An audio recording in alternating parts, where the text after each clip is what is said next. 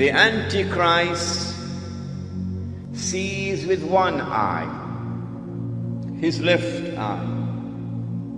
He's blind in the right eye. It looks like a bulging grape. But your Lord is not one-eyed.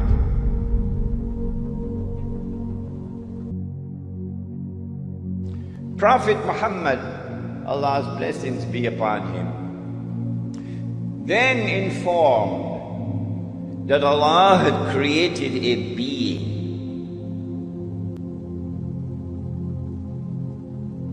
and Allah had committed to that being the mission of impersonating the Messiah, pretending that he is the Messiah. So he is the great pretender. And that he is known as Dajjal, Al-Masih al-Dajjal, Dajjal, the false Messiah, or the Antichrist. Dajjal means one who deceives. And so the Antichrist has a PhD in deception. In everything connected with the Antichrist, appearance and reality are opposite to each other. If the Antichrist is to successfully impersonate the true Messiah, it follows that he also must attempt to rule the world from Jerusalem with what would appear to be eternal rule. Only then can he declare, I am the Messiah. If he is to do that and convince the Jews that he is indeed the Messiah, then it follows logically.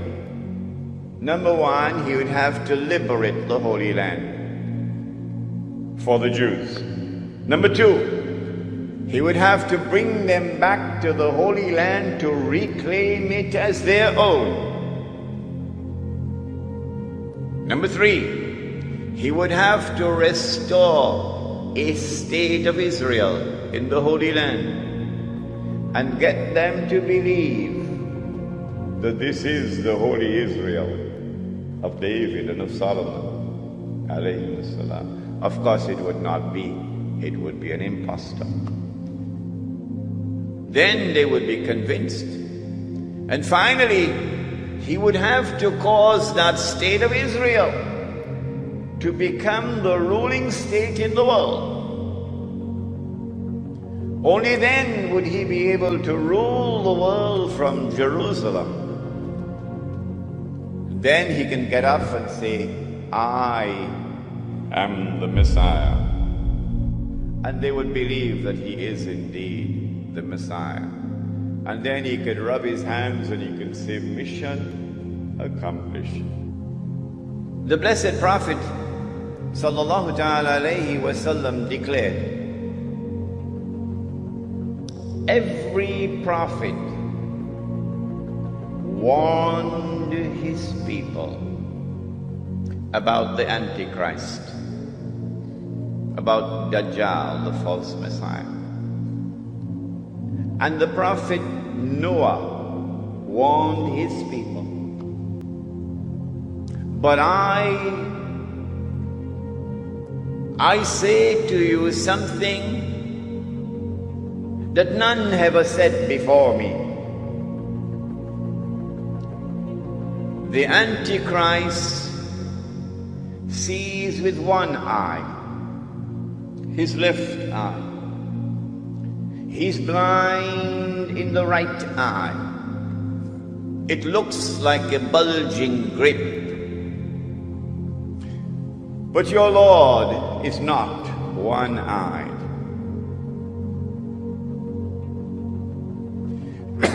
between his eyes, on his forehead, is written the word kafir, disbeliever.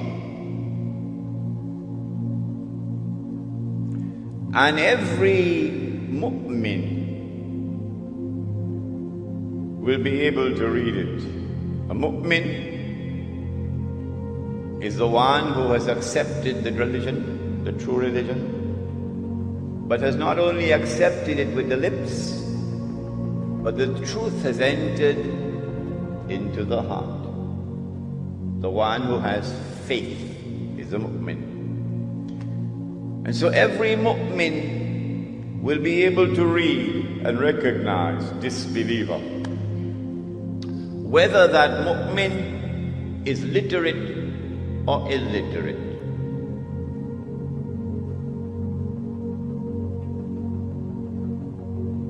Well, then why is it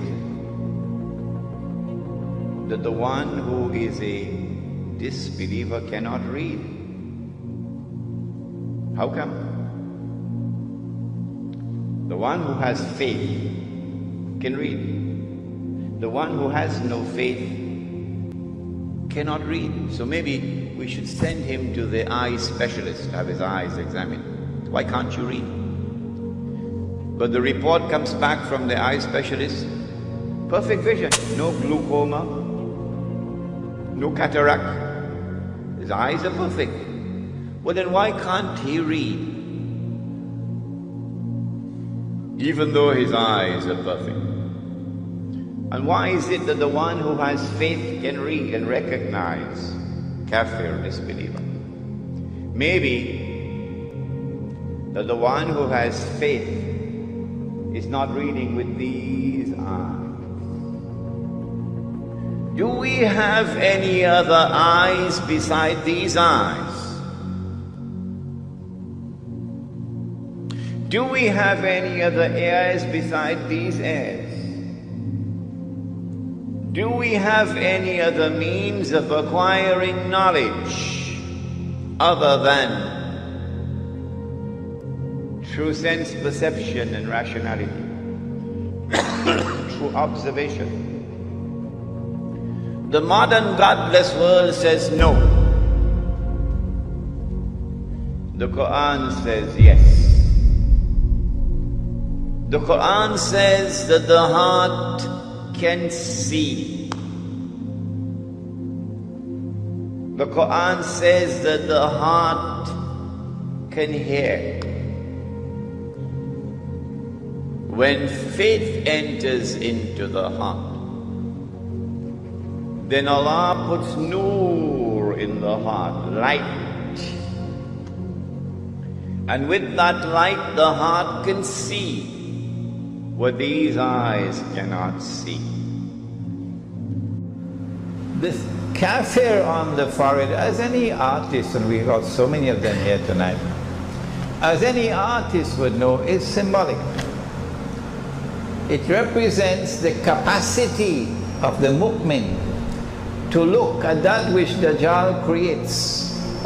For example, he creates a civilization. And the civilization comes to be known as modern Western civilization. And the mu'min will be able to look at modern Western civilization and recognize it to be based on kufr, as though kafir is written on its forehead, as though kafir is written on its forehead. And so now it is plain and clear that when the one who has faith is seeing, he's seeing with more than these eyes. He's seeing with the heart. And so now it is also plain and clear that when Dajjal sees with the left eye, it symbolizes external vision. When Dajjal is blind in the right eye, it symbolizes internal blindness. With this introduction, we understand now that when we're dealing with the subject of the Antichrist, there is a lot of symbolism involved in it, religious symbolism, which needs to be interpreted.